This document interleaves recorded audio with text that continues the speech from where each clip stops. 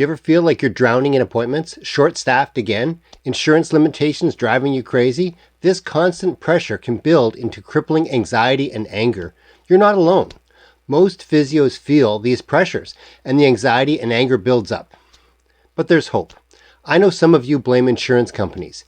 That's a poor coping mechanism, not taking any responsibility. Insurance companies weren't created to make your physio life more difficult. Insurance companies started in Edward Lloyd's coffee house in London around 1688. They insured ships and cargo against risk of loss or weather.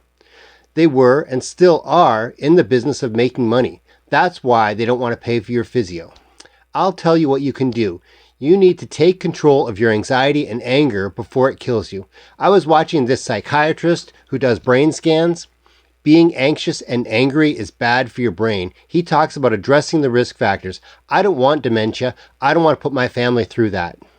Now you might be thinking, how do I even start? Where to begin? Don't worry, I'll break it down for you. Well, most of it. You know my scripting formula. I always leave something for the end. That's what this video is about. How to take care of our brains and bodies while we get to work and get it done. No drama, chill like a llama. Section 1. From Frazzled to Fabulous. Taming Your Temper. Know your triggers. It is normal to get overwhelmed, but you should know what your triggers are. Is it a demanding patient? Is it a stressed coworker? Is it a heavy workload? Once you identify your triggers, then you can be in a better position to strategize ways to overcome them.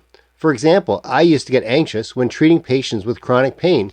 All these patients had seen multiple physios before. What could I possibly offer?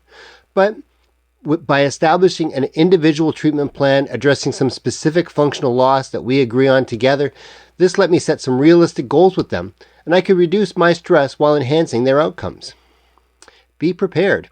Being prepared can help feel more confident and less anxious, but this does not always mean you have to have an answer to every possible scenario. More importantly, be prepared with a general plan, but be flexible. I simplified my eval with my own standardized form, and simplified my treatment approach for diagnosis and treatments. For example, one day a family of 4 came in as patients. This family was in a minivan crash. I chose to see all of them at the same time. It was a busy hour. Mom, grandma, 2 kids, chaos. But I had a secret weapon. I had my system. I had my check-off eval form, and I had my home exercise handouts ready. I pre-generated treatment plans. I was like sharpening the saw. Anyone remember that Stephen Covey reference? And it went well. They all did great. I had the paperwork done by the end of business day. But when you're prepared, chaos becomes an opportunity. And that's the magic of having a system. But wait, there's more. Let's explore how to keep your physio batteries charged and ready for action. Section 2. Self-care for stressed physios. Leverage your resources. You don't have to do it all yourself. You can reduce your workload and stress if you take advantage of some of the resources available to you. So delegate admin tasks when possible. And we already talked about templates for evals and paperwork. Practice self-care. It's important to take time for yourself. I know you're busy with patients. Take short breaks through the day where you can rest and recharge. I used to wash my hands real slow just to zone out for a few minutes. Learn techniques to help you relax, like deep breathing. Take a couple of deep breaths before you start writing something. Use meditation or affirmation, or progressive muscle relaxation. Stay active during the day. I know we hear that as therapists, but take short walks between seeing patients. Do a stretch or yoga move. Outside of work, do something completely different to unwind. I used to make some furniture. I've done some karate jiu-jitsu. I did my mud run obstacle course racing. Now let's shift gears and talk about something we all love, food and sleep.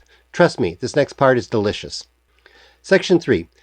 Snack and snooze your way to success. Fuel your brain. Our brains need healthy nutrition to work at their best. Adding some healthy brain foods to your diet can improve your cognitive function and reduce stress. Prioritize whole, unprocessed foods like fruits, vegetables, lean proteins, and healthy fats. At this point, my coworkers will react strongly to me pushing for apple slices and carrot sticks because I had the bad habit of keeping a well-stocked candy drawer. So just remember, keep snacks handy. Hydrate. Dehydration can affect your mood and cognitive function. Drink plenty of water throughout the day so your pee is light yellow like lemonade, not dark yellow like apple juice. Maybe you need a supplement. I know supplements are out of the scope of practice for physiotherapists, but I often hear people talk about taking a multivitamin, vitamin D, and fish oil.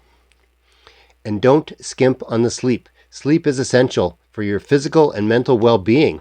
When you're busy, sleep is usually the first thing that goes. So have a sleep schedule, have a regular sleep pattern, and stick to it as much as possible. Do relaxing things before bed, like a light reading and a warm bath. No phones in bed. Great, you've made it this far, and you're doing awesome. Now let's dive into the bonus section that'll make you feel like a superhero. Bonus section, connect and conquer, embrace the joy of chaos. Use a support network. Isolation makes stress worse and leads to burnout. Connecting with other physios will help provide community and support. There are professional organizations, online forums, conferences, physio associations. Try networking with colleagues. Coworkers can be a cause of and the solution to your stress. Keep an open mind. Find a mentor or take on a student. We all have to learn and we all have so much to give. Sharing is caring, right? Practice gratitude. Focus on the positive elements of life. Even on bad days, there's probably some things that you're grateful for. Some people do gratitude journaling, like at the end of each day, recording things they feel grateful for. Some people practice mindfulness. Mindfulness at work can be taking short, intentional breaks to focus on your breath and fully engage in the present moment, even if it's just for a minute between patients. Celebrate your successes. Recognize and congratulate yourself for your accomplishments. Nobody's perfect, but you're doing great. Keep it up. Good mental health and support will help make physio work easier to handle. It helps you maintain an optimistic outlook. And all these things seem like some simple, small things, and they are, but they all add up. Go back and watch that video from the beginning about brain health. Little changes make a difference, and you can change your brain in a positive way. It sucks being anxious and angry all the time, so I made this video. We have to help each other get through this. My number one unusual stress management technique is punching a heavy bag. After a few minutes, I'm cool as a cucumber. So what do you do to unwind? Let me know in the comments below. My 2 books are now available at Amazon. What They Don't Teach You About Documentation in Physiotherapy School, a short how-to manual for successful daily note templates, and From Injury to Recovery Through Exercise, simple functional exercise progressions for physiotherapists to restore lifting, standing, walking. Thank you for your support.